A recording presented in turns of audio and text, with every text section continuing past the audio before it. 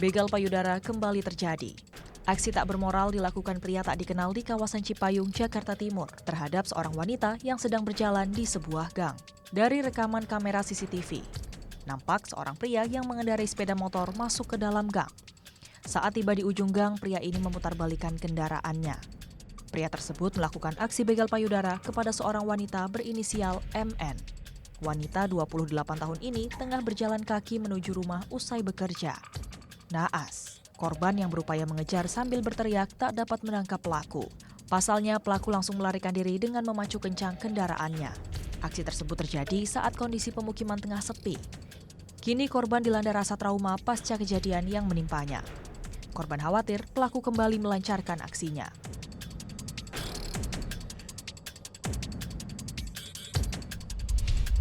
Masya Allah, zaman saya dulu kuliah yang ada begal motor. Sekarang begal payudara. Nauzubillah min dzalik. Ini koreksi dalam bermasyarakat. Koreksi dua belah pihak. Yang pertama pembegal, ya. Yang kedua yang dibegal. Semua harus mengoreksi diri.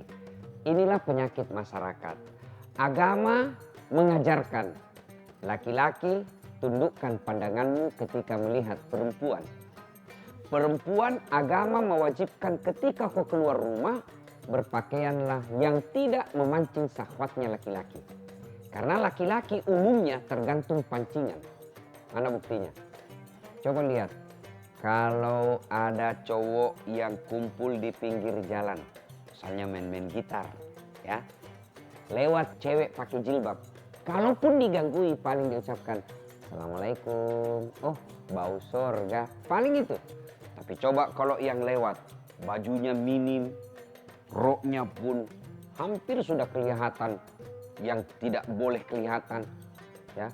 Kemudian sempit, lewat, apa dibilang anak muda?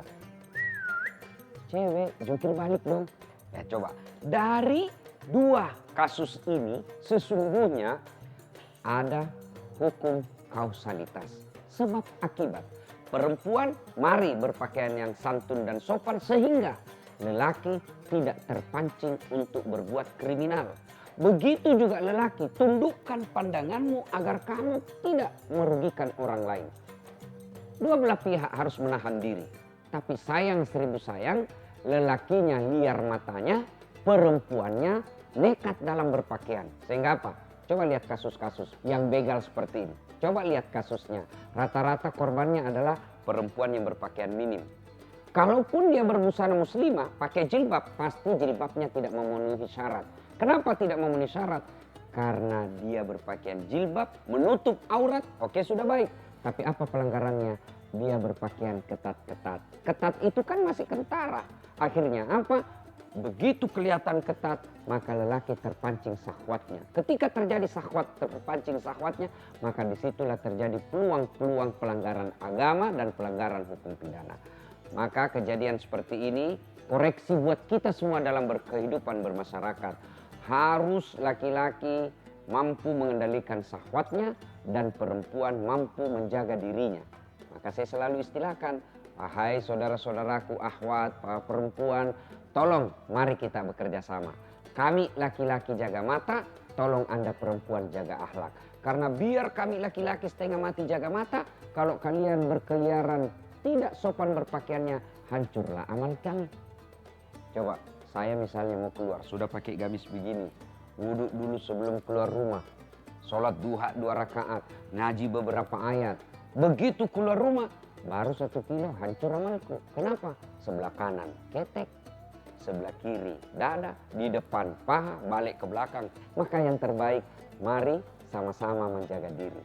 Laki-lakinya kendalikan pandanganmu, perempuannya kendalikan dirimu dalam berpakaian.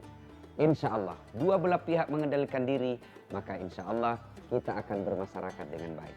Selain itu, harus ada aturan-aturan dari negara yang bisa mengendalikan kedua belah pihak. Ada hukum-hukum yang bisa mengendalikan kedua belah pihak. Coba kalau dilihat, kalau negara-negara yang betul-betul mengangkat harkat dan martabat masyarakatnya, maka kejadian-kejadian seperti ini tidak akan terjadi. Tidak pernah terjadi kita lihat seperti di negara Brunei Darussalam. Tidak pernah kita dengar kejadian-kejadian seperti ini di Saudi Arabia. Kenapa? Karena masyarakatnya taat hukum agama dan negaranya pun melindungi masyarakatnya dengan cara apa? Membuat aturan-aturan yang bisa melindungi masyarakatnya.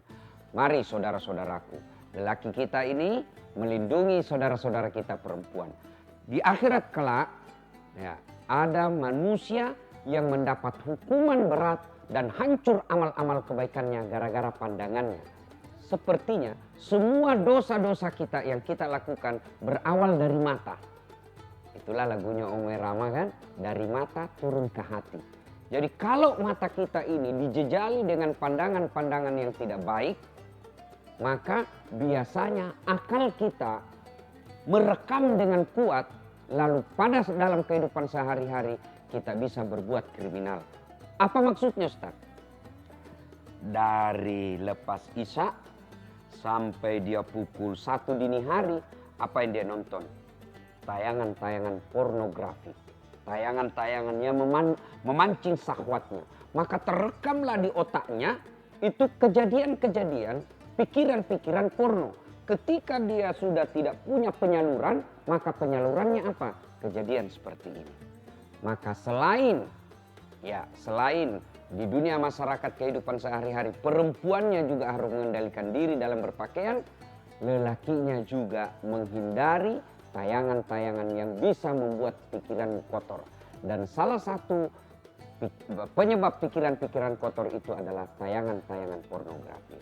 Mari lindungi mata kita, lindungi pikiran kita dari tayangan-tayangan yang tidak manfaat. Karenanya saudara dalam bermedsos, ketika kalian mendapatkan tayangan atau video-video yang bisa membuat syahwatmu bangkit, maka sebaiknya hapus, tidak usah di-share.